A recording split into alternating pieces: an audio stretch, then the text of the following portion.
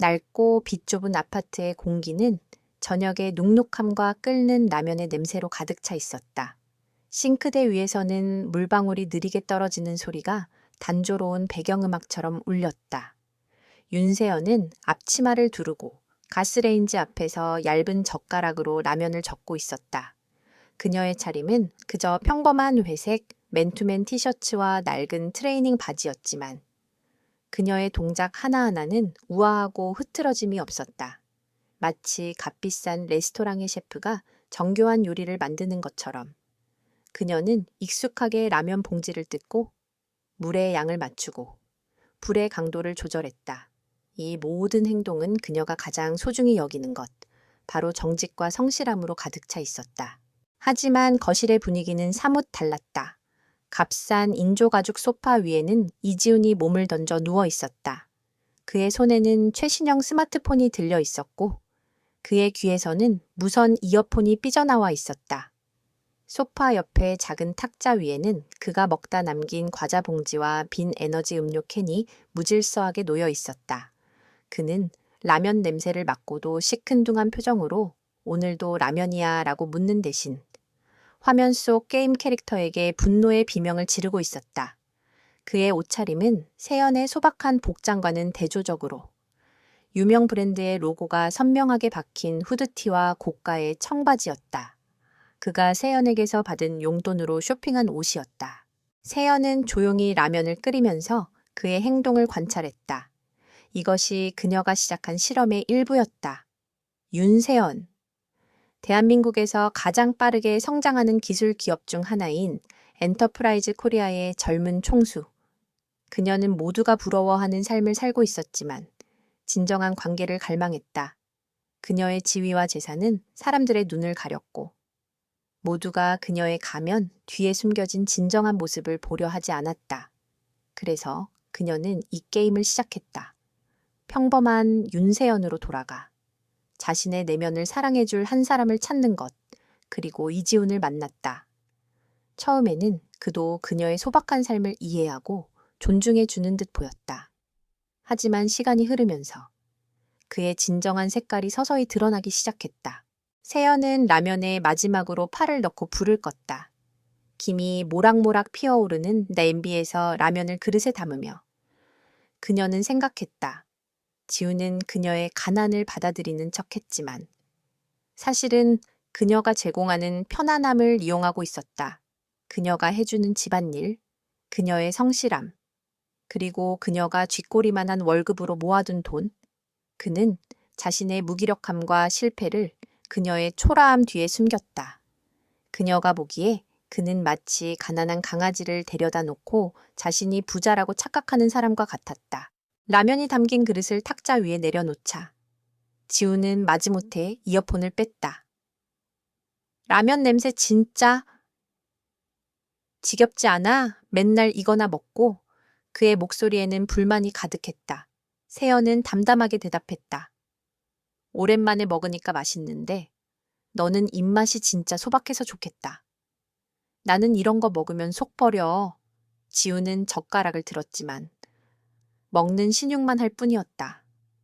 그는 계속해서 화면을 들여다보며 아, 진짜 망할 놈의 보스 라고 소리쳤다. 세연은 조용히 자신의 라면을 먹기 시작했다. 그녀의 머릿속은 복잡한 생각들로 가득 차 있었다. 그녀는 최근 지훈이 그녀의 명의로 대출을 받으려 했다는 것을 알았다. 나의 돈은 너의 돈이고 너의 돈은 너의 돈이다 라는 그의 단순한 논리는 그녀를 경악하게 만들었다. 세연아, 너 이직 생각 없어? 지훈이 느닷없이 물었다. 세연은 젓가락을 내려놓고 그를 바라보았다. 왜 아니? 네가 다니는 회사는 솔직히 미래가 없잖아. 월급도 적고 내가 아는 형 중에 투자 전문가가 있는데 그 형이 너 같은 애들한테는 투자 안 한대. 꿈도 비전도 없다고. 너도 이 나이에 고작 월급쟁이로는 답이 없지 않냐. 그의 말에는 그녀의 노력과 성실함을 비웃는 듯한 조롱이 섞여 있었다. 그는 그녀의 직업을 미래 없는 것으로 치부하며 자신의 큰 꿈을 위해 그녀가 희생해야 한다고 은연중에 강요하고 있었다. 세연은 그의 눈에서 진정한 걱정이나 사랑을 읽을 수 없었다. 그저 그녀가 더 많은 돈을 벌어 자신에게 바치길 바라는 욕망뿐이었다. 그는 계속해서 말했다. 너도 이제 좀 크게 생각해야지. 나처럼. 나는 지금 잠시 투자를 기다리는 것뿐이야. 곧 내 사업이 대박 나면 너는 이런 라면 같은 거 밤도 안 먹어도 돼. 내가 매일 최고급 레스토랑 데려갈 테니까. 그의 허세는 공허했다. 세연은 알고 있었다. 그가 사업이라고 말하는 것은 그저 친구들과 모여서 게임 아이템을 거래하거나 코인에 투자하는 것이 전부였다. 그는 스스로의 힘으로 무엇인가를 이루려는 의지가 전혀 없었다. 그녀는 자리에서 일어나 라면 그릇을 들고 싱크대로 향했다. 지우는 그녀의 뒤통수에 대고 혼잣말처럼 중얼거렸다. 솔직히 말해서 너는 좀 많이 부족해. 내 친구 여자친구들은 다 잘 나가는데 너는 왜 이렇게? 그의 말은 이어지지 않았지만 그 의미는 분명했다. 그는 그녀를 자신에게 어울리지 않는 사람으로 취급하고 있었다. 마치 그녀가 값싼 장난감인 것처럼 세연은 묵묵히 그릇을 씻으면서 차가운 물에 손을 담갔다. 그녀의 눈은 감정이 없는 호수처럼 깊고 조용했다. 그녀의 마음속에서는 이미 결론이 내려지고 있었다. 이 남자는 사랑을 테스트하는 상대가 아니었다. 그는 그저 그녀의 인내심과 인간성에 대한 시험이었다. 그녀는 더 이상 그에게 기회를 줄 필요가 없었다. 지우는 자신이 발을 딛고 있는 땅이 얼마나 견고한지 알지 못했다. 그는 단지 가난한 여자를 조종하고 이용하고 있다고 생각했을 뿐. 그 여자가 이 세상에서 가장 위험한 상대 중 한 명이라는 것을 전혀 깨닫지 못했다. 세연은 설거지를 마치고 그에게 다가갔다. 지우나? 그녀의 목소리는 평소보다 더 낮고 차분했다. 지우는 게임에서 눈을 떼지 않은 채 건성으로 대답했다. 왜 우리? 얘기 좀 해. 그는 그때서야 그녀를 쳐다보았다. 그의 눈빛에는 귀찮음과 짜증이 섞여 있었다. 그는 소파에 비스듬히 앉아 삐딱한 태도로 그녀를 바라보았다. 무슨 얘기 피곤해 죽겠는데? 너도 얼른 가서 자라. 내일도 일찍 출근해야 하잖아. 그의 말은 배려가 아닌 그녀의 초라한 일상을 상기시키려는 의도였다. 세연은 더 이상 아무 말도 하지 않았다. 그녀는 그저 그를 잠시 응시했다. 마치 수만 킬로미터 상공에서 내려다보는 듯한 감정 없는 시선이었다. 그녀의 내면에서는 이미 다음 단계의 계획이 완벽하게 짜여지고 있었다. 그 계획은 이지훈이 상상할 수조차 없는 거대하고 무자비한 것이었다. 이 밤의 평화는 폭풍 전의 고요일 뿐이었다. 다음 날 아침, 아파트의 공기는 여전히 무거웠다. 이지훈은 세연이 밤새도록 만들어둔 아침 식탁을 힐끗 보더니 코를 찡그렸다. 따뜻한 밥과 계란말이, 그리고 콩나물국이 정갈하게 놓여 있었지만 그의 눈에는 그저 초라한 음식일 뿐이었다. 그는 식탁에 앉지도 않고 거실로 향하며 스마트폰만 들여다보고 있었다. 세연아, 나 오늘 친구들 만나러 가야 하는데. 그는 뒤도 돌아보지 않은 채 말했다. 세연은 설거지하던 손을 멈추고 그를 돌아보았다. 내 친구들은 다 자기 사업하거나 부모님이 잘 나가서 돈 걱정 없이 살거든. 그래서 내가 솔직히 너랑 있을 때 좀 불편해. 네가 너무 가난해 보이잖아. 그의 말은 거침없었다. 어제보다 더 노골적인 비난이었다. 세연은 아무 말 없이 고개를 숙였다. 그녀의 표정은 보이지 않았지만 그녀의 내면은 차가운 얼음처럼 굳어 있었다. 그녀는 그의 말 한마디 한마디를 머릿속에 정확히 기록하고 있었다. 가난해 보인다. 불편하다. 마치 증거를 수집하는 검사처럼 지우는 한숨을 쉬며 소파에 앉았다. 이번에 강남에 새로 오픈한 고급 라운지에서 모이기로 했는데 너도 같이 갈래? 솔직히 좀 그렇긴 한데. 그래도 내 여자친구니까 데려가긴 해야지. 그의 목소리에는 마치 선심을 쓰는 듯한 오만함이 묻어 있었다. 그는 세연을 자신의 액세서리쯤으로 여기고 있는 듯했다.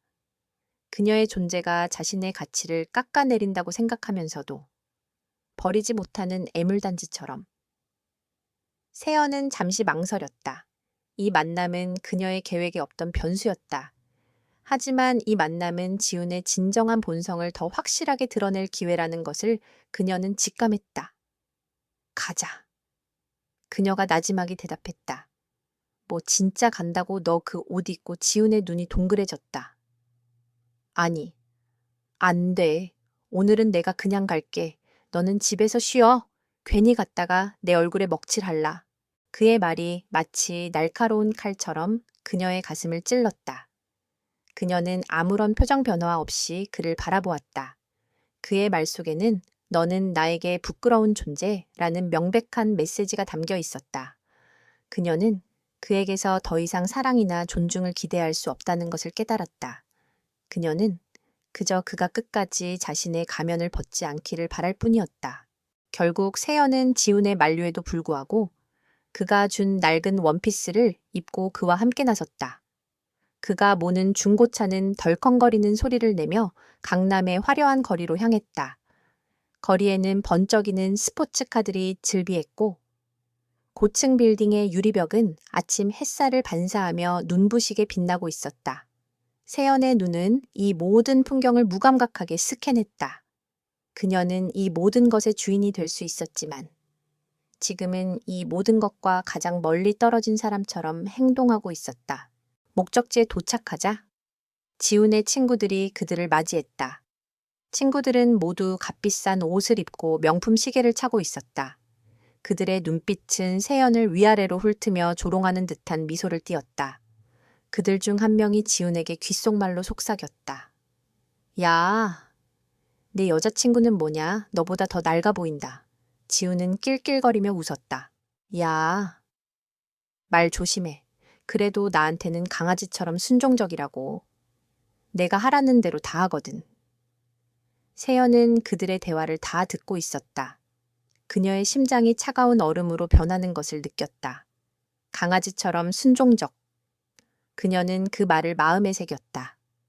그녀가 그에게 보였던 모든 인내심과 헌신은 그에게는 그저 보잘것없는 강아지의 복종으로 비춰졌던 것이다. 자리에 앉자. 친구들은 각자 자신의 성공을 자랑하기 시작했다. 한 명은 부모님에게서 물려받은 빌딩을 자랑했고 다른 한 명은 새로 산 스포츠카의 성능에 대해 열변을 토했다.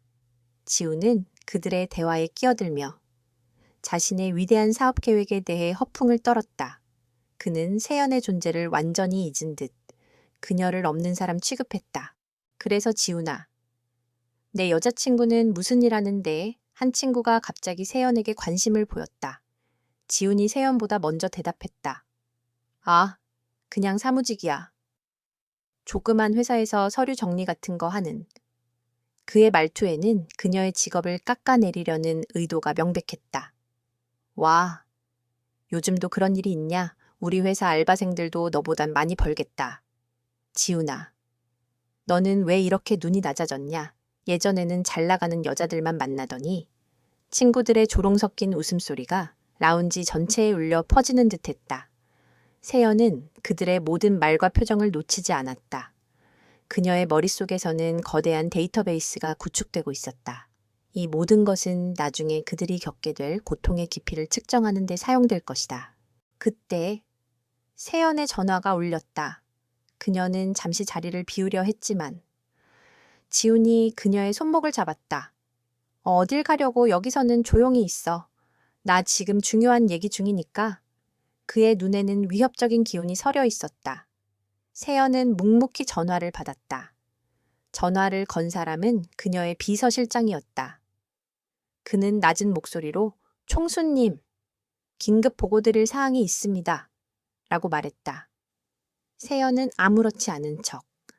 나중에 연락드릴게요. 라고 말하고 전화를 끊었다. 지훈은 그녀의 행동에 분노했다. 너 지금 뭐 하는 거야? 왜 내 앞에서 핸드폰을 만져 내가 하라는 대로 안 해? 그는 그녀를 마치 길들여지지 않는 짐승처럼 다루려 했다. 그의 눈에는 그녀에 대한 존중이 단 한 조각도 남아있지 않았다. 세연은 조용히 핸드폰을 테이블 위에 내려놓았다. 그녀는 그의 분노를 담담하게 바라보았다. 이 남자는 자신의 삶을 파괴하고 있었다. 그는 자신의 손으로 모든 것을 잃게 될 것이다. 그녀는 더 이상 그에게 어떤 희망도 품지 않았다. 그녀의 마음속에 남아있던 작은 연민마저도 사라지는 순간이었다. 그날 밤, 아파트에 돌아온 후에도 지훈의 비난은 계속되었다. 그는 그녀의 소박한 삶의 방식과 미래 없는 직업에 대해 끊임없이 불평했다. 네가 좀 더 잘났으면 내가 이런 대접 안 받았을 거 아냐. 다 너 때문이야. 그는 모든 책임을 그녀에게 전가했다. 세연은 그가 내뱉는 독설을 묵묵히 들으며 거울 속에 자신을 바라보았다. 낡은 옷을 입고 초라한 모습으로 서 있는 자신의 모습. 그 모습 뒤에는 수백만 명의 직원들을 이끄는 거대한 기업의 총수, 윤세연이 있었다. 그녀는 지훈의 비난이 자신에게 상처를 주기보다는 오히려 그녀의 결심을 더 굳건하게 만들어준다는 것을 깨달았다. 그녀는 거울 속의 자신에게 속삭였다. 곧 모든 것이 제자리를 찾게 될 거야. 김준호는 집무실 의자에 깊숙이 몸을 묻고 앉아 있었다. 그가 운영하는 기업은 엔터프라이즈 코리아와 직접적인 경쟁 관계에 있었다.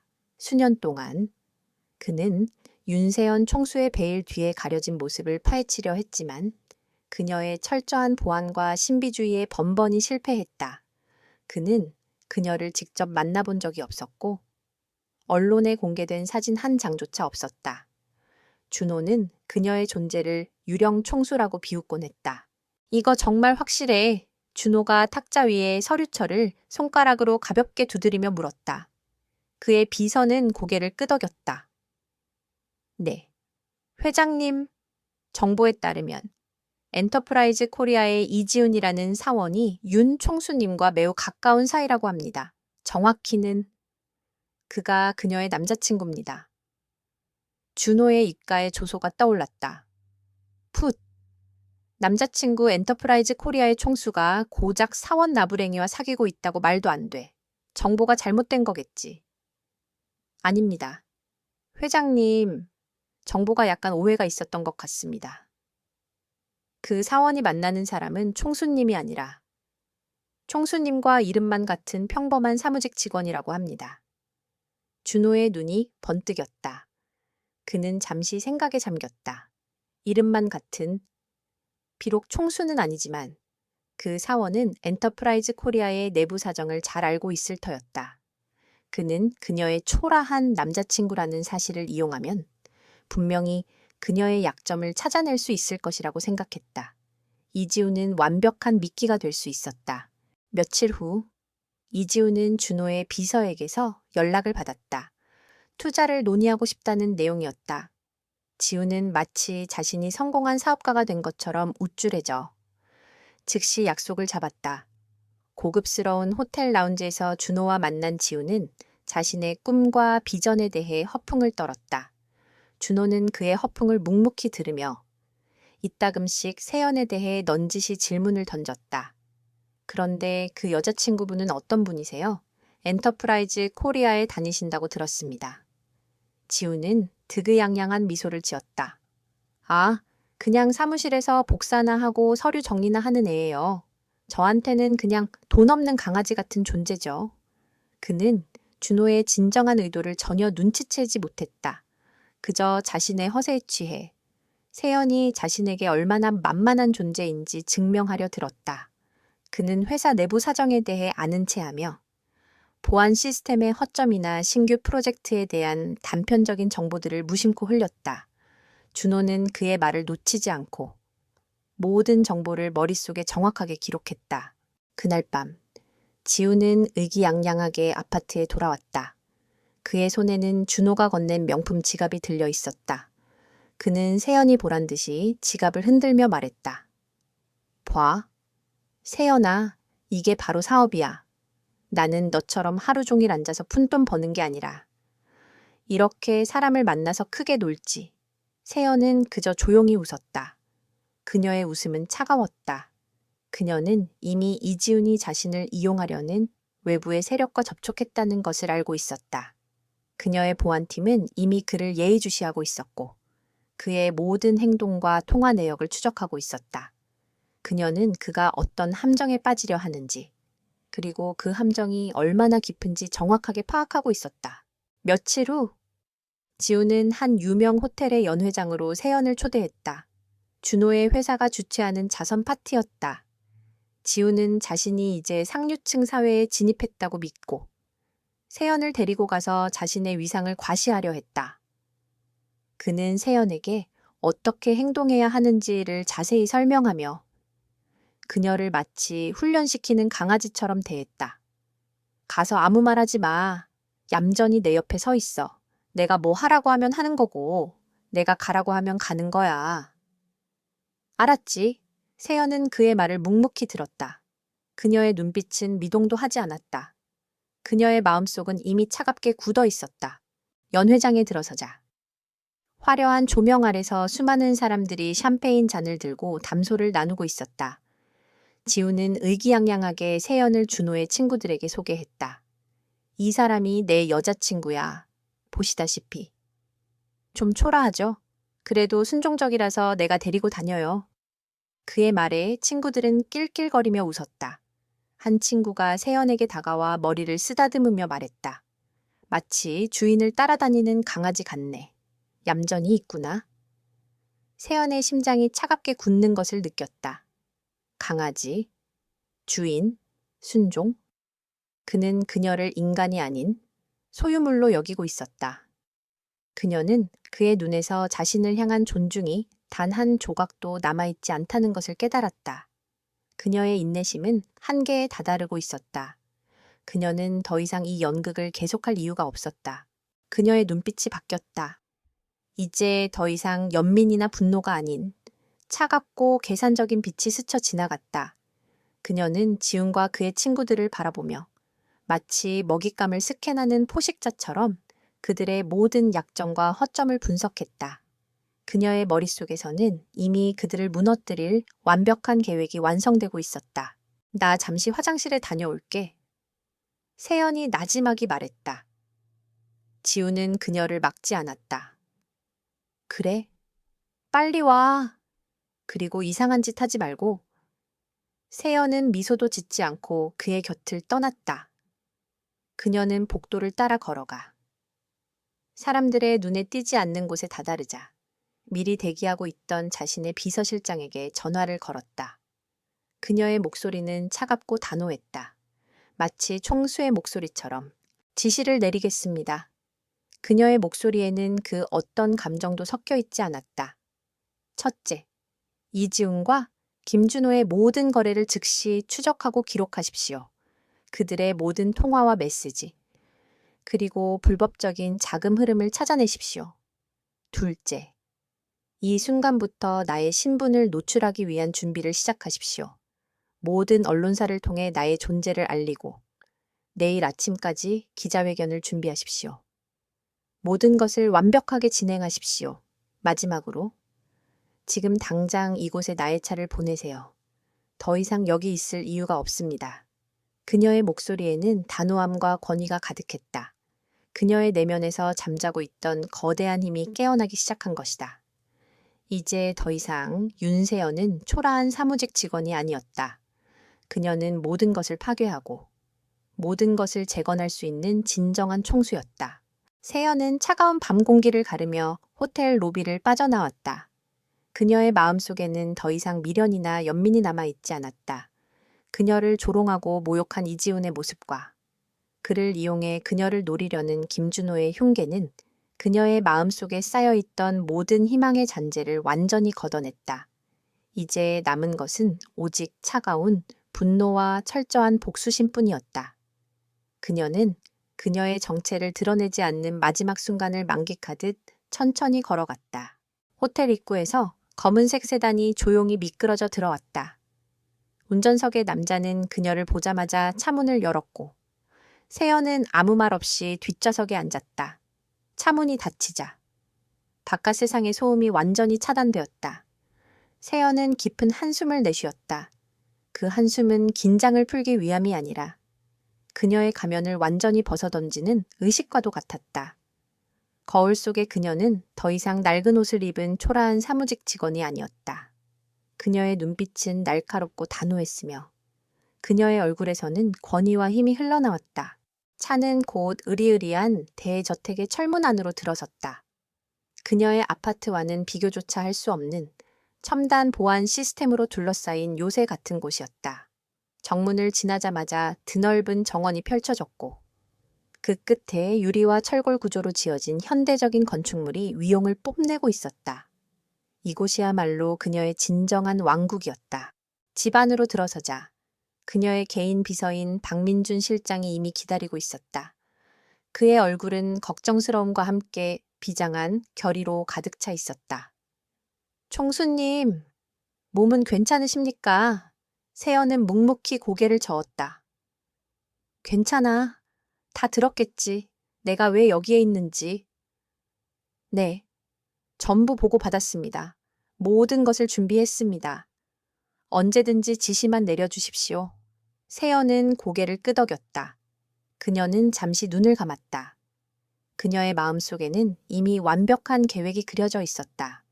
이지훈과 김준호, 두 남자는 서로 다른 이유로 그녀를 모욕했다. 이지훈은 자신의 무능함을 가리기 위해 그녀를 이용했고, 김준호는 그녀의 재산과 지위를 탐했다. 그들은 서로 연결되어 있지 않다고 생각했지만, 그녀는 이미 그들의 허점을 간파했다. 박 실장, 오늘 밤은 나가지 마세요. 그리고 나의 가장 유능한 팀원들을 모두 소집하세요. 보안 책임자, 법률 고문, 재무팀장, 모두 여기로 오라고 해. 그녀의 목소리는 차갑고 단호했다. 마치 북극의 얼음장처럼. 네. 총수님, 곧 도착할 겁니다. 세연은 곧장 집무실로 향했다. 그곳은 온갖 첨단 장비와 서류들로 가득 차 있었고, 그녀의 권위와 지위를 상징하는 듯했다. 그녀는 책상에 앉아 노트북을 열었다. 그녀의 손가락은 키보드 위를 빠르게 움직이며 이지훈과 김준호의 모든 정보를 검색하기 시작했다. 그들의 통화 내역, 금융거래 기록, 심지어 그들이 방문한 장소까지 모든 데이터가 그녀의 손안에 있었다. 그녀는 마치 체스판 위의 모든 말을 미리 읽어내는 천재적인 전략가처럼 그들의 모든 행동을 예측하고 있었다. 몇 시간 후 그녀의 팀원들이 모두 도착했다. 그들은 평소처럼 세연의 앞에 섰지만 그들의 얼굴에는 긴장감과 동시에 비장함이 서려 있었다. 그들은 그녀가 이 순간을 얼마나 오랫동안 준비해 왔는지 알고 있었다. 세연은 그들을 차례로 바라보았다. 그녀의 눈빛은 그들에게 실패는 용납되지 않는다는 무언의 메시지를 보내고 있었다. 박 실장, 이지훈에게 연락해서 내일 아침까지 이 아파트를 비우라고 하세요. 그리고 그의 모든 금융 계좌를 동결시키세요. 그가 가지고 있는 모든 명품은 나의 돈으로 산 것이니. 모두 압수하세요.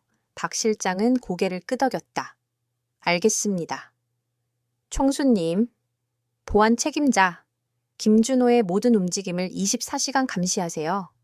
그가 사용하는 모든 통신 수단을 감청하고 그의 모든 거래를 추적하세요. 그의 불법적인 자금 흐름과 부패한 네트워크를 찾아내세요.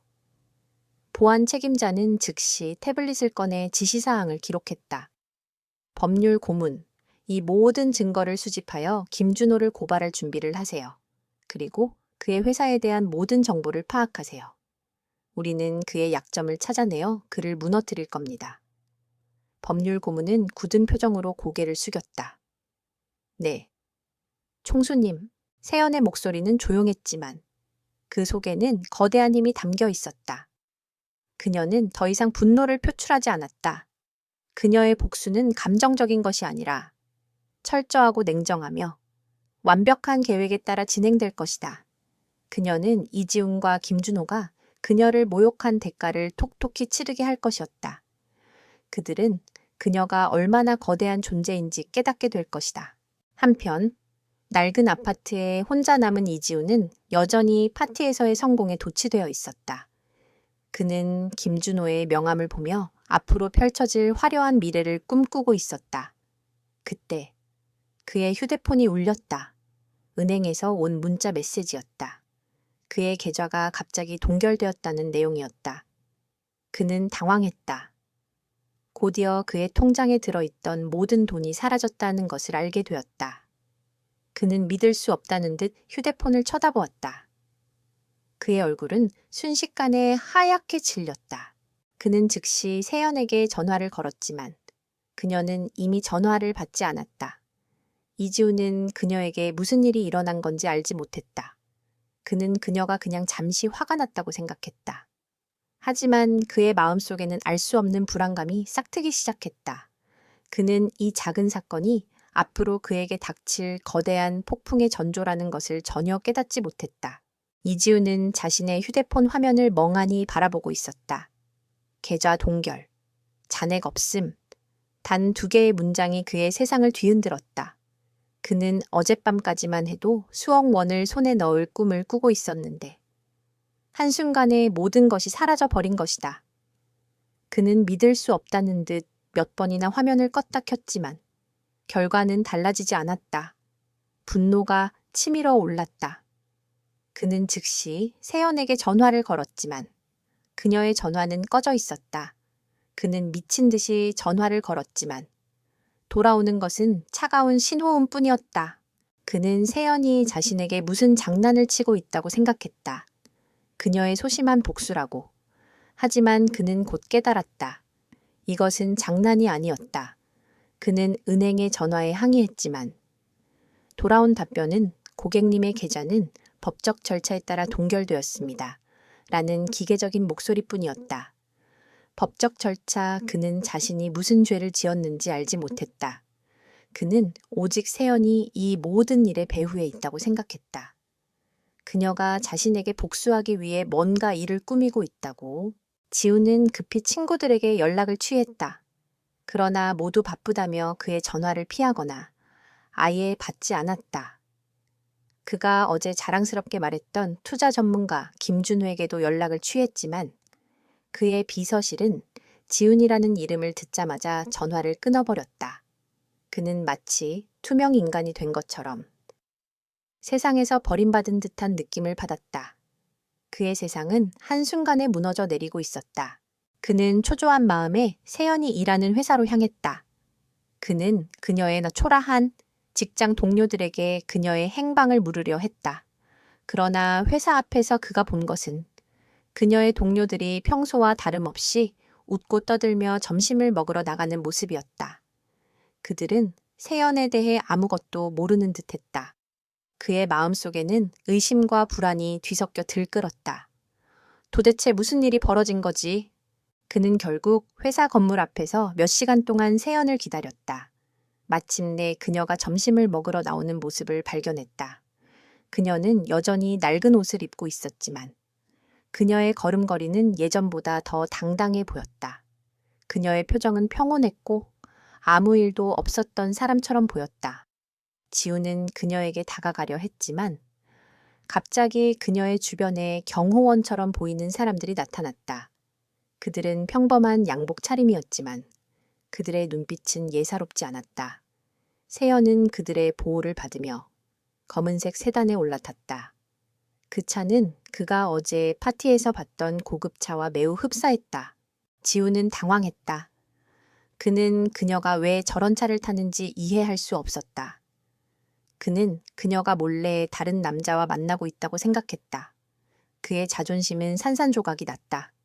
그는 미친 듯이 택시를 잡아 그 차를 뒤쫓았다. 하지만 세연의 차는 그의 택시보다 훨씬 빨랐고 순식간에 시야에서 사라졌다. 그는 그저 그녀가 잠시 다른 사람의 차를 얻어 탄 것이라고 스스로를 위로했지만 그의 마음속에는 알 수 없는 의심의 씨앗이 뿌려지기 시작했다. 그녀의 행동은 예측 불가능했다. 그녀는 그에게 직접적인 복수를 하지 않았다. 대신 그녀는 그의 삶의 가장 기본적인 부분을 하나씩 무너뜨렸다. 그의 신용카드는 모두 사용 정지되었고 그의 친구들은 모두 그를 외면했다. 그의 모든 사업 계획은 실패로 돌아갔다. 그는 갑자기 무능력한 사람이 된 것처럼 느껴졌다. 그의 삶은 마치 모래성처럼 한순간에 무너져 내리고 있었다. 이지우는 결국 빈털터리가 되어 아파트로 돌아왔다. 그러나 아파트 현관문이 열리자마자 그는 절망에 빠졌다. 집안의 모든 가구가 사라지고 텅 빈 공간에는 먼지만이 가득했다. 그의 가구, 그의 옷, 심지어 그의 개인 소지품까지 세연이 사준 모든 것이 사라져 버린 것이다. 그는 텅 빈 집안에서 무릎을 꿇고 주저앉았다.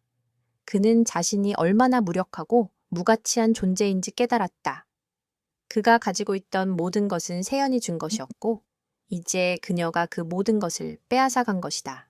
그의 눈에는 공포와 절망이 뒤섞인 눈물이 고였다. 그는 이제서야 자신이 저질렀던 모든 행동이 얼마나 어리석었는지 깨달았다. 그는 그녀를 돈 없는 강아지라고 불렀지만 사실은 그가 그녀의 손바닥 위에서 놀아나는 강아지에 불과했다. 그는 그녀의 진정한 힘을 이해하지 못했다.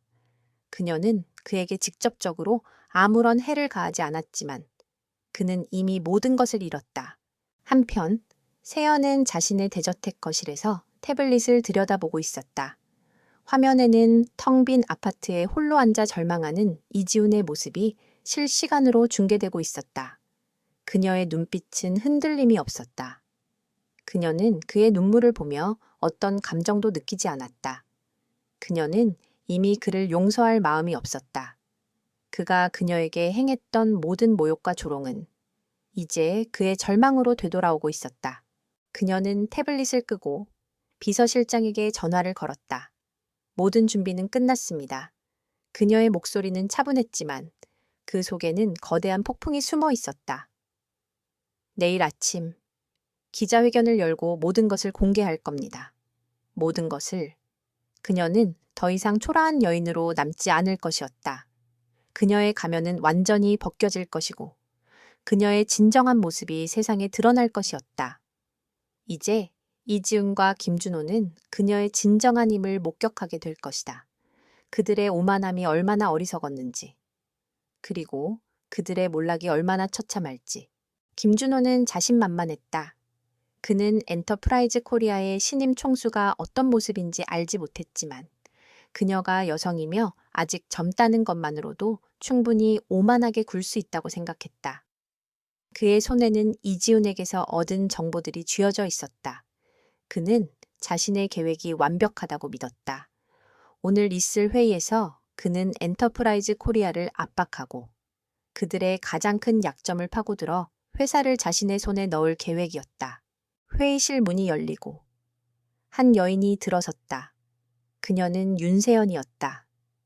그러나 그녀는 더 이상 낡은 옷을 입은 사무직 직원이 아니었다.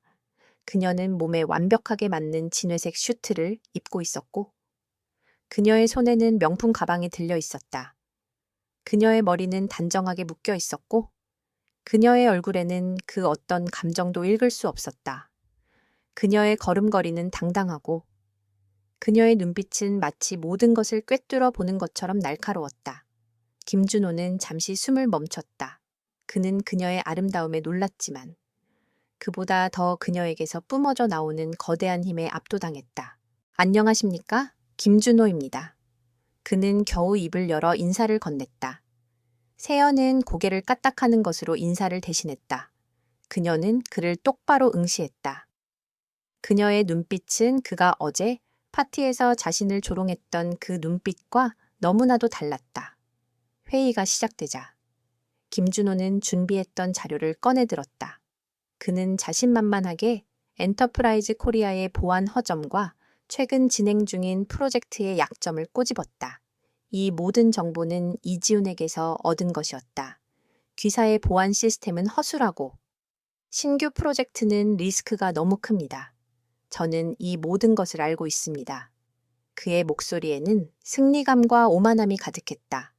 세연은 그의 말을 묵묵히 들었다. 그녀의 얼굴에는 미소조차 없었다. 그녀가 입을 열었다. 김준호 회장님, 당신이 말하는 정보의 출처는 어디입니까? 준호는 당황했다. 그건 알려드릴 수 없습니다. 세연은 고개를 저었다. 알고 있습니다. 당신의 정보는 잘못되었고 그 출처는 더럽습니다. 그녀의 말에 준호의 얼굴이 굳어졌다. 무슨 뜻입니까?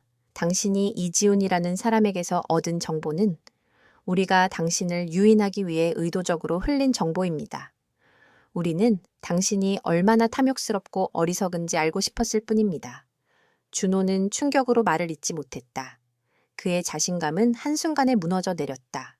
그때 회의실 문 밖 복도에서 한 인턴 직원이 우연히 그 광경을 목격했다. 인턴은 이지훈과 친분이 있었고 파티에서 세연을 봤던 사람이었다. 그는 두 사람이 함께 있는 모습을 보고 눈이 휘둥그레졌다. 아니, 저 여자는 지훈이 형의 여자친구가 아니었나? 그런데 저렇게 멋진 옷을 입고 김준호 회장님과 회의를 하고 있다니. 그는 혼란스러운 마음에 휴대폰을 꺼내 사진을 찍었다. 회의가 끝나고 준호는 혼란스러운 표정으로 회의실을 나섰다. 세연은 그의 어깨를 두드리며 말했다. 이것은 단지 시작일 뿐입니다.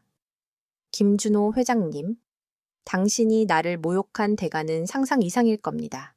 그녀의 목소리는 차분했지만 그 속에는 거대한 위협이 담겨 있었다. 준호는 공포에 질려 그녀를 바라보았다. 그는 자신이 이지훈에게 얻은 정보가 오히려 함정이었다는 것을 깨닫고 등골이 오싹해지는 것을 느꼈다. 한편 거리에 나앉은 이지훈은 아무런 희망도 없이 절망에 빠져 있었다. 그때 그의 휴대폰이 울렸다. 전화를 건 사람은 그를 아는 인턴이었다. 형, 대박 나 방금 김준호 회장님 회의실 앞에서 형 여자친구 봤어. 지우는 비웃으며 말했다. 야, 무슨 소리야? 내 여자친구는 지금 나랑 헤어졌어. 아니야, 형? 진짜야? 형 여자친구랑 똑같이 생긴 여자가 김준호 회장님이랑 회의를 하고 있었어. 그런데 그 여자가 진짜 총수처럼 옷 입고 있었어. 옆에는 경호원들까지 있었고 이름이 윤세연이라고 했던 것 같아. 지훈의 심장이 멎는 것 같았다. 윤세연. 그가 알고 있는 그 이름이었다. 그러나 그의 머릿속은 온통 혼란으로 가득 차 있었다. 윤세연은 그저 사무직 직원인데 총수라니 말도 안 돼. 그는 믿을 수 없었다. 그는 인턴에게 더 자세한 것을 물으려 했지만 인턴은 이미 흥분해서 더 이상 말을 잇지 못했다. 지우는 절망적인 마음으로 자신의 휴대폰을 꺼내 인터넷에 윤세연이라는 이름을 검색했다. 수많은 기사가 쏟아져 나왔다. 엔터프라이즈 코리아의 베일에 쌓인 총수 윤세연. 그는 기사를 읽으며 얼굴이 하얗게 질렸다. 기사에는 그녀의 학력과 경력, 그리고 그녀가 이룬 업적에 대한 내용이 가득했다. 그리고 사진, 그녀의 사진이 있었다. 며칠 전 파티에서 봤던 그 아름답고 위압적인 모습의 그녀가 있었다. 그는 믿을 수 없었다. 그가 지금까지 알고 지냈던 윤세연은 가난하고 초라한 사무직 직원이었는데 그는 자신이 그녀에게 퍼부었던 모든 모욕과 조롱을 떠올렸다. 강아지처럼 순종적, 돈 없는, 초라한, 그는 자신이 얼마나 어리석었는지 깨달았다. 그는 거대한 폭풍을 자신의 손으로 끌어들였다. 그의 눈에는 공포와 함께 소름 끼치는 진실이 번개처럼 스쳐 지나갔다. 그녀의 모든 행동은 처음부터 계획된 것이었다. 그녀는 그를 시험하고 있었다. 그리고 그는 그 시험에서 처참하게 실패했다. 그는 더 이상 그녀를 조롱하고 모욕할 수 없었다. 그는 그저 그녀의 손바닥 위에서 놀아나는 가엾은 존재일 뿐이었다. 그는 더 이상 오만하지 않았다. 그의 마음속에는 오직 공포와 절망만이 가득했다. 화려한 샹들리에가 빛나는 연회장에는 수많은 기자와 기업가들이 모여 있었다. 모두가 엔터프라이즈 코리아의 신임 총수가 공식적으로 모습을 드러내는 순간을 기다리고 있었다. 단상 위에는 검은색 마이크가 놓여 있었고 그 뒤로는 엔터프라이즈 코리아의 로고가 선명하게 박혀 있었다. 사람들은 저마다 수군거리며 베일에 쌓여있던 총수에 대한 궁금증을 나누고 있었다. 그때 연회장의 문이 열리고 윤세연이 들어섰다. 그녀는 더 이상 낡은 옷을 입은 초라한 여인이 아니었다. 그녀는 순백의 드레스를 입고 있었고 그녀의 목에는 영롱한 다이아몬드 목걸이가 빛나고 있었다. 그녀의 모습은 마치 여신처럼 아름답고 위엄 있었다. 그녀의 걸음걸이는 당당했고 그녀의 눈빛은 흔들림이 없었다. 그녀는 모두의 시선을 한 몸에 받으며 단상으로 걸어갔다. 그녀가 단상에 서자 연회장 안의 모든 시선이 그녀에게로 향했다. 기자들의 카메라 플래시가 번개처럼 터졌고 사람들은 숨을 죽이고 그녀를 바라보았다. 그녀는 마이크를 잡고 조용하지만 단호한 목소리로 입을 열었다. 안녕하십니까. 저는 엔터프라이즈 코리아의 총수 윤세연입니다. 장내가 술렁거렸다. 사람들은 그녀의 이름과 얼굴을 확인하며 놀라움과 함께 혼란스러운 표정을 지었다. 몇몇 기자들은 급히 휴대폰을 꺼내 기사를 작성하기 시작했다. 그들은 그녀가 얼마나 아름다운지, 그리고 그녀가 얼마나 위험 있는지에 대해 이야기했다. 그때 연회장의 구석에서 한 남자가 비틀거리며 걸어왔다. 그의 얼굴은 절망과 분노로 일그러져 있었고 그의 눈은 핏발이 서 있었다. 그는 이지훈이었다. 그는 그녀의 기자회견 소식을 듣고 마지막으로 그녀를 모욕하고 자신의 무고함을 증명하기 위해 이곳까지 달려온 것이었다. 윤세연, 너 여기서 뭐 하는 거야? 그의 고함에 모든 시선이 그에게로 향했다. 이지훈은 세연을 향해 손가락질하며 소리쳤다. 너 지금 무슨 짓을 꾸미는 거야? 너 나한테 장난친 거야. 너 때문에 내 인생이 망가졌어? 너는 그저 나한테 버림받은 여자일 뿐이야. 그의 말은 공허했다. 그는 자신이 얼마나 어리석고 가련한 존재인지 깨닫지 못했다. 그는 여전히 자신이 그녀의 주인이라고 착각하고 있었다. 세연은 이지훈을 잠시 바라보았다. 그녀의 얼굴에는 어떤 감정도 없었다. 그녀는 그의 분노와 모욕을 담담하게 받아들였다. 그리고 그녀는 마이크를 다시 잡았다. 여러분, 잠시만 조용히 해 주십시오. 그녀의 목소리에는 거대한 힘이 담겨 있었고 장내는 순식간에 조용해졌다. 그녀는 이지훈을 향해 고개를 돌렸다. 이지훈 씨, 당신은 나를 버린 것이 아니라 내가 당신을 버린 겁니다. 그리고 당신은 내가 당신의 버림받은 여자라고 생각하지만 사실은 당신이 나의 버려진 장난감이었을 뿐입니다. 그녀의 말은 마치 거대한 망치처럼 이지훈의 머리를 강타했다. 그의 얼굴은 순식간에 하얗게 질렸다. 그는 그녀의 눈에서 모든 진실을 보았다. 그녀가 자신을 가지고 놀았고 자신의 모든 것을 빼앗아갔다는 것을. 세연은 이어 말했다. 나는 당신이 얼마나 오만하고 탐욕스러운지 알고 싶었습니다. 그래서 가난한 여인으로 변장해 당신을 시험했습니다. 그리고 당신은 그 시험에서 처참하게 실패했습니다. 그녀는 손짓으로 비서실장에게 신호를 보냈다. 단상 뒤의 대형 스크린에 이지훈의 얼굴이 나타났다. 그리고 그의 통화 내역과 금융거래 기록, 그리고 그가 세연을 모욕했던 모든 내용이 상세하게 공개되었다. 가난한 강아지, 돈 없는 애물단지, 주인을 따라다니는 강아지, 그의 모든 비난과 조롱이 세상에 드러났다. 이지훈은 스크린 속에 자신을 보며 무릎을 꿇고 주저앉았다. 그는 더 이상 아무 말도 할 수 없었다. 그의 얼굴은 절망과 수치심으로 일그러졌다. 그는 자신이 얼마나 멍청한 짓을 했는지 깨달았다. 세연은 그를 무시하고 마이크를 다시 잡았다. 그녀의 목소리는 차분했지만 이제 그녀의 목표는 이지훈이 아니었다. 그녀의 시선은 김준호를 향했다. 김준호 회장님, 당신은 이지훈이라는 사람을 통해 우리 회사의 기밀 정보를 빼내려고 했습니다. 그리고 불법적인 거래를 통해 이지훈에게 자금을 제공했습니다. 그녀는 비서실장에게 다시 신호를 보냈다. 스크린에는 김준호와 이지훈의 통화 내용, 그리고 김준호가 이지훈에게 불법적인 자금을 제공한 증거가 나타났다. 김준호는 충격으로 말을 잇지 못했다. 그의 얼굴은 창백하게 질렸고 그의 눈에는 공포가 서려 있었다. 세연은 마이크를 잡고 마지막으로 말했다. 정의는 반드시 승리합니다. 그리고 오만함은 반드시 대가를 치릅니다. 오늘 이 자리는 당신들의 몰락을 알리는 시작이 될 겁니다. 그녀의 말에 장내는 순식간에 아수라장이 되었다. 기자들은 질문을 쏟아냈고 사람들은 이지훈과 김준호를 향해 비난의 시선을 보냈다. 이지우는 보안 요원들에게 끌려나갔고 김준호는 자신의 비서들에게 둘러싸여 굳은 표정으로 서 있었다. 그들은 더 이상 오만하지 않았다. 그들의 얼굴에는 오직 절망과 공포만이 남아 있었다. 세연은 그 모든 것을 뒤로하고 홀로 단상에 서 있었다. 그녀의 눈은 평온했고 그녀의 얼굴에는 미소도 없었다. 그녀는 자신이 옳았다는 것을 알고 있었다. 그녀는 자신의 복수를 성공적으로 마쳤고 그녀의 이름은 이제 세상에 영원히 각인될 것이다. 기자회견이 끝나자 세상은 뒤집혔다.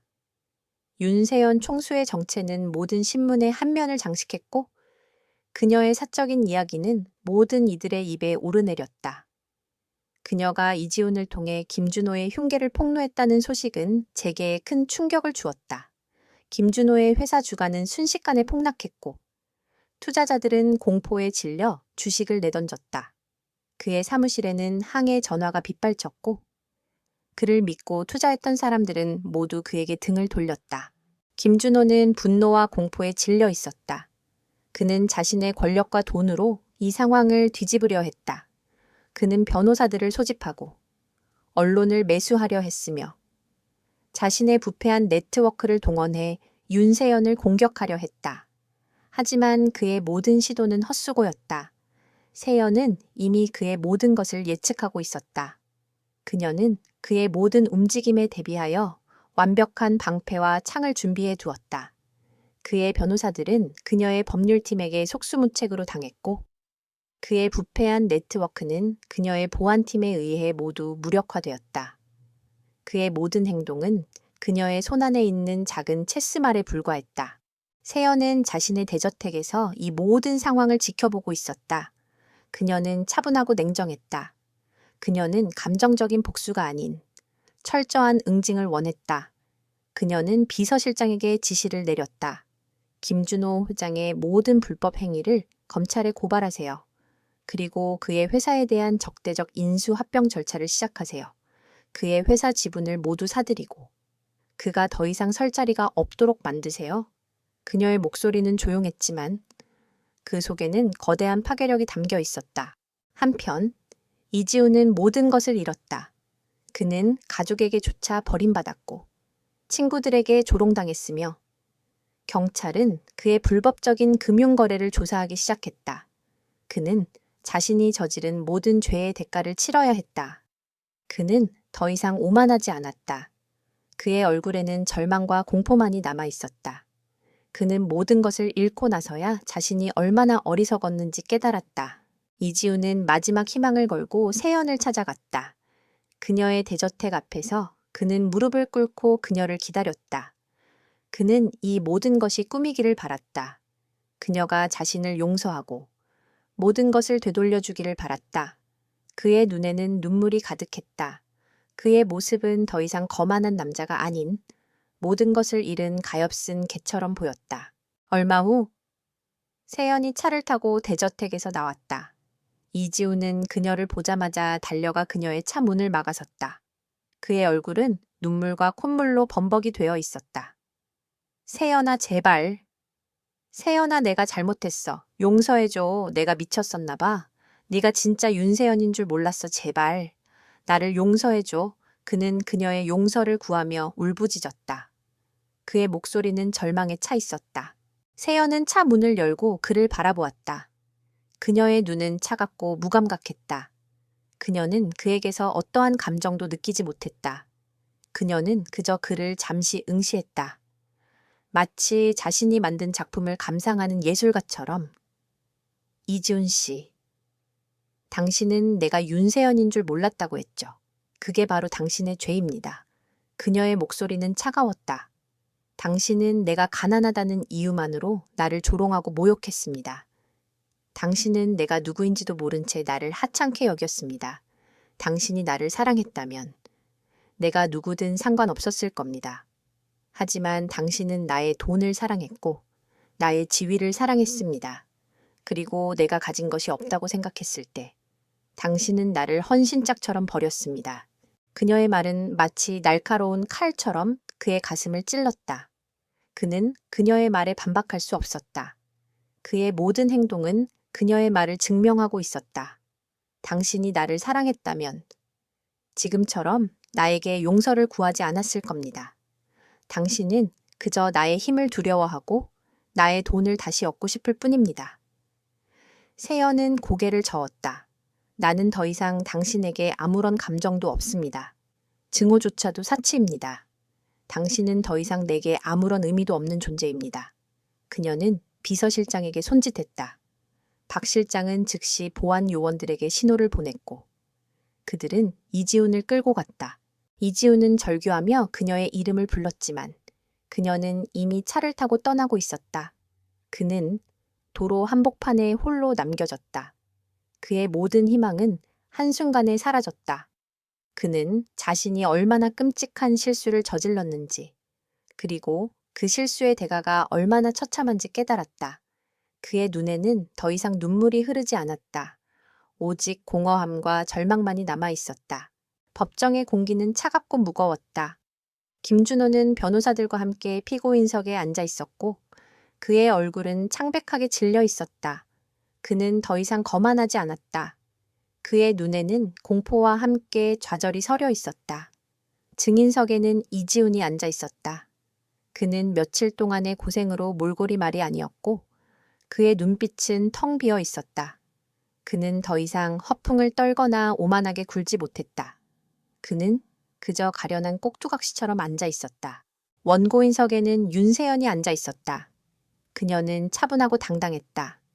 그녀는 법정의 엄숙한 분위기 속에서도 흔들림이 없었다. 그녀는 화려한 드레스 대신 단정한 정장을 입고 있었고 그녀의 표정은 마치 모든 것을 예측하고 있다는 듯 평온했다. 그녀의 옆에는 그녀의 유능한 법률팀이 앉아 있었고 그들은 이미 모든 증거를 준비해 두었다. 재판이 시작되자 세연의 변호사는 김준호와 이지훈의 흉계에 대해 상세하게 설명했다. 그들은 김준호가 이지훈을 이용해 엔터프라이즈 코리아의 기밀 정보를 빼내려 했고 그 대가로 그에게 불법적인 자금을 제공했다는 증거들을 제시했다. 모든 증거는 철저하게 기록되어 있었고 그들의 모든 통화 내용과 금융거래 내역은 스크린을 통해 공개되었다. 김준호의 얼굴은 점차 굳어졌고 이지훈은 고개를 숙인 채 아무 말도 하지 못했다.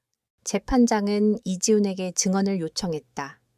이지훈은 떨리는 목소리로 자신이 김준호의 제안에 넘어갔고 세연의 회사 기밀 정보를 넘겨주려 했다고 실토했다. 그는 자신이 모든 것을 잃었다고 그리고 자신이 얼마나 어리석었는지 깨달았다고 말했다. 그의 증언은 김준호에게 치명타를 입혔다. 김준호는 분노에 질려 소리쳤다. 저놈이 거짓말을 하고 있어. 나는 저런 놈과 아무런 관계도 없어. 다 저놈이 꾸며낸 일이야. 그러나 그의 분노는 아무런 소용이 없었다. 모든 증거는 그가 이지훈의 배후에 있었다는 것을 증명하고 있었다. 재판은 세연의 완벽한 승리로 끝났다. 재판장은 김준호에게 횡령, 배임, 기업 기밀 유출 등의 혐의로 징역형을 선고했다. 김준호는 충격으로 말을 잇지 못했고 그의 얼굴은 절망에 가득 차 있었다. 그의 모든 오만함은 한순간에 산산조각이 났다. 그는 자신의 탐욕과 어리석음으로 모든 것을 잃게 된 것이다. 그의 회사도 적대적 인수 합병 절차에 따라 엔터프라이즈 코리아의 손에 들어갔다. 이지훈 또한 자신의 죄를 인정하고 법적인 처벌을 받게 되었다.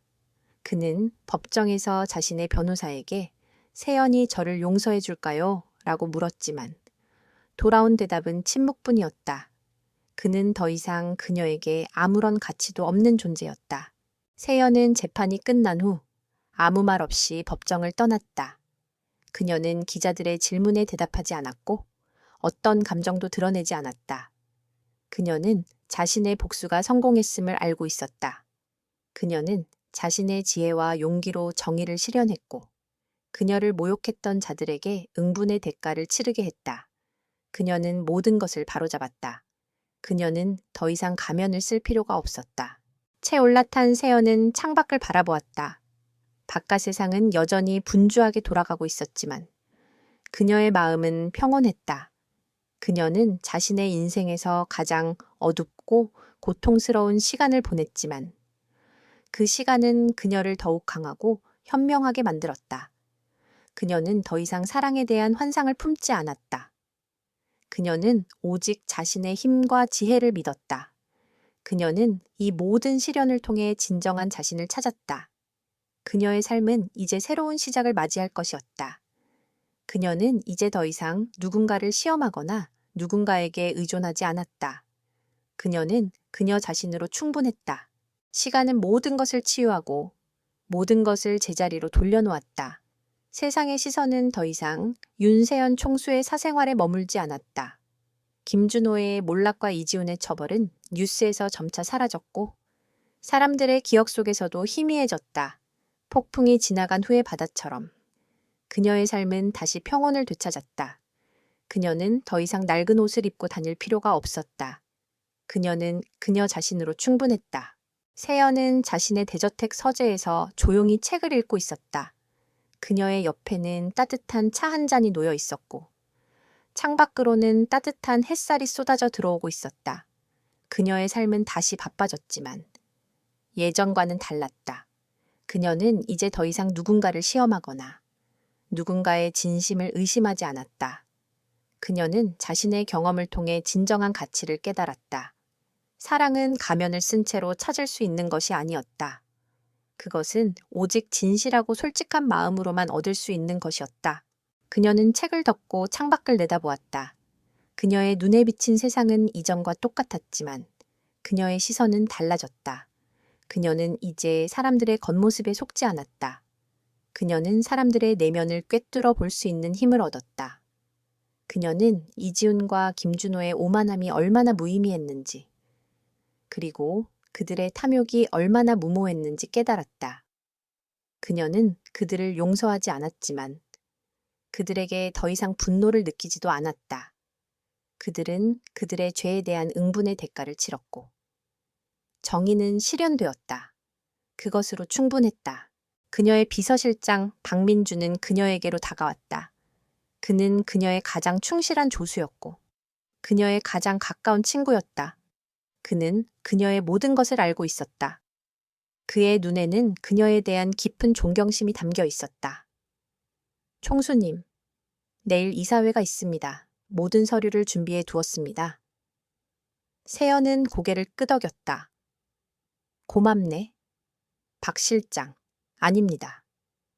총수님, 제가 할 일입니다. 그는 그녀를 총수로 대했지만 그의 목소리에는 깊은 신뢰와 존경이 담겨 있었다. 세연은 그에게서 진정한 우정을 느꼈다. 그녀는 더 이상 외롭지 않았다. 그녀에게는 그녀를 믿고 따르는 사람들이 있었고 그녀의 삶은 의미로 가득 차 있었다. 며칠 후 세연은 기자회견을 열었다. 이번에는 그녀의 신분을 밝히기 위함이 아니었다.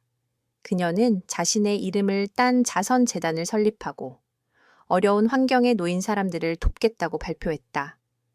그녀는 자신이 겪었던 고통과 모멸감을 잊지 않았다. 그녀는 그녀의 힘과 재산을 이용해 세상의 불평등과 불의에 맞서 싸우기로 결심했다. 그녀는 더 이상 개인적인 복수를 위해 싸우지 않았다. 그녀는 더 큰 정의를 위해 싸우고 있었다.